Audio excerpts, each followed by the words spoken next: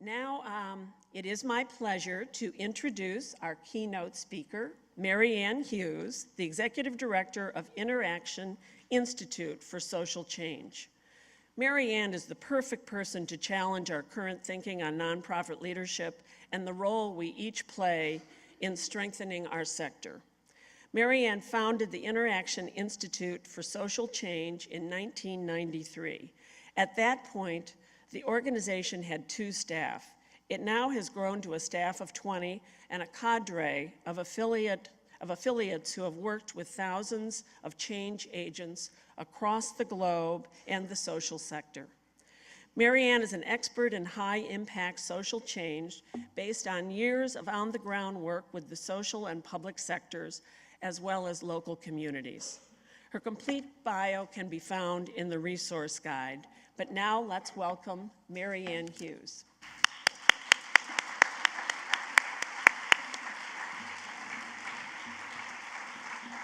Thank you.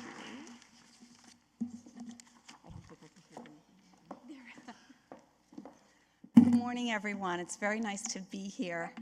I want to thank DVG, first of all, for bringing us together to have what I think is a really, really critical conversation at these particular times. So thank you so much for that. And the opportunity for me to be with all of you, kindred spirits. I often say to my staff, I feel like we have a kind of skewed view of the world. We are with change agents day after day, people like yourselves, who are trying to make the world a better place. And so I want to thank you on behalf of my colleagues for the wonderful and beautiful work that you do. Lastly, I want to apologize ahead of time to just say I'm just getting over bronchitis. And I have a couple of glasses of water, I'm taking the lozenges, I'm fortified with the cough medicine. I may have to stop a couple of times through the talk, so I just wanted to let you know that. So anyways, thank you so much for having me, and I'm just delighted to be here today and very delighted to have this conversation with all of you. In the fall of 2003, after 10 years at the helm of the Interaction Institute, I was given the opportunity to take a 4-month sabbatical. I went into this experience deeply troubled about the historical moment in which we were living, knowing that it was calling for a radical shift in thinking and approach. I was facing up to the fact that the last decade of leadership and organizational development in our sector was not adding up to significant systemic impact. And I sensed that something else was missing in our sector at a deeper, more life-giving place. I was challenged as a social change agent to dig deep and attempt to discern right thinking and right action. And blessedly, I had been given the gift of time to take a step back. On the first Friday of my sabbatical, I decided on a whim to go to an afternoon movie in Harvard Square. After parking my car, I saw that there were Secret Service agents swarming outside the Charles Hotel. I asked one of them, "Who's in town?" expecting to hear that another political figure was visiting the Kennedy School next door. But she said, "The Dalai Lama is upstairs," at which point I stood sentry at the entrance of the hotel with about 10 other folks and waited. About an hour later, the Dalai Lama came out, surrounded by the Secret Service, whisking him to his car. I yelled out, "Namaste." He looked up and came right over and grabbed my 2 hands, as all of the other folks surrounded him in a circle in what must have looked like giddy teenagers in a group hug. We were all laughing, smiling, bowing, hugging. Of course, 2003 was significant in so many other ways. In March of that year, the United States invaded Iraq. In February, 10 million people from across the globe protested against that invasion. In May, more tornadoes were reported in 1 week than at any other time in US history. And in August of that year, countries in Europe reached the highest temperatures ever recorded in their history. In the post-9/11 world, we were waking up to the promise and perils of globalization, the interdependence of nations and regions, and the truly global systemic nature of our problems, neither of which had ever existed before. Author Dwayne Elgin put it this way: there are adversity trends in our world, like climate change and world poverty, that are driving us towards an evolutionary crash, as well as opportunity trends, like our understanding that all of life is deeply connected and the global communications revolution, that are driving us toward an evolutionary bounce. I wondered what it meant to be alive at a time of such great transition and choice. What will it take for us to ensure the evolutionary bounce? During this time, I read a lot. I was deeply influenced by all of the new thinking on emergence and network theory as applied to social change, from Malcolm Gladwell's The Tipping Point to Laszlo Barabasi's Linked, How Everything is Connected to Everything Else. I was learning that real networks are far from random and can have potentially far more impact than an organizationally driven set of outcomes. I began to see, though just barely, that there's a whole new way of thinking about group action and social impact, and that the implications for our sector and for our work at IISC were yet to be understood. A big part of my sabbatical also included attending classes at the museum school at Boston's Museum of Fine Arts.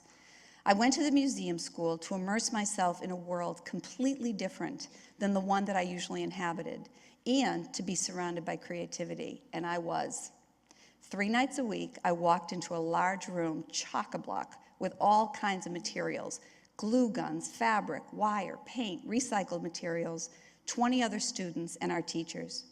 We would have a short discussion about the medium that we would be using, about the topic that we might be exploring through that medium, and we would be given our assignment. What I learned from that experience was so important and has influenced me so deeply ever since. What I learned is that every day we are a beginner.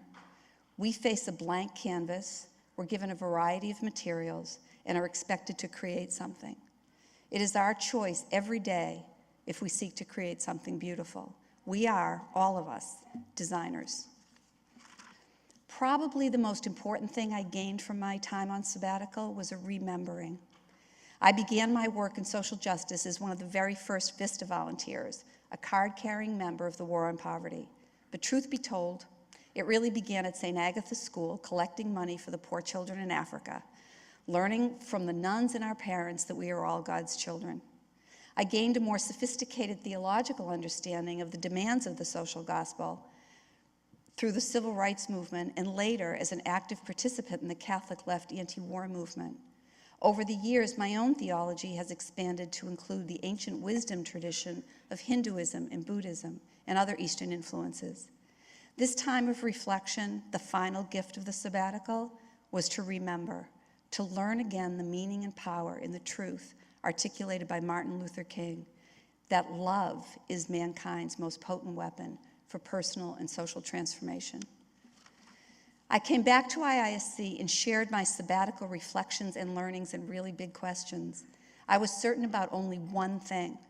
I was certain that we needed first to identify and then to break through whatever it is that is holding us back from being our best and boldest selves, individually and organizationally. To acknowledge that we neither have the luxury nor the time to let fear, ignorance, ego, inertia, or any number of things keep us from contributing to the evolutionary bounce. This is a picture of Chuck Yeager with his plane, Glamorous Glennis, on the day he was to fly this plane in an attempt to break the sound barrier. Plenty of pilots had gotten close, but it was thought that as you approach the sound barrier, the force is so great and the shaking of the plane so unbearable that you instinctively take your foot off the gas and then plummet. The Mach meter on the plane Chuck Yeager was flying didn't even go past 1.0, and every PhD standing on the ground watching was convinced Yeager would die trying. But when he got up there, in the moment of truth, rather than taking his foot off the gas like so many before him, he hit it. He hit the gas. The Mach meter hovered at 0.96 for a second, and then he shot through it. Everything worthwhile requires a facing down of your fear. And if you go towards it, if you blast through it, the universe seems to know when you're up to something so bold and daring that it surrounds you in protective beauty. This is a picture of what it looks like when a plane breaks the sound barrier. So answers to this question, what is the leadership needed for the sea change ahead, has been coalescing for me and for us at IISC in the wake of my sabbatical and the last 15 years of our work. And it's rooted in 3 core ideas. a new, more collective definition of leadership. Networks, not organizations, are the unit of action in the 21st century. And in the words of Cornel West, justice is what love looks like in public. And these are the ideas that I will be exploring with you in our time together today.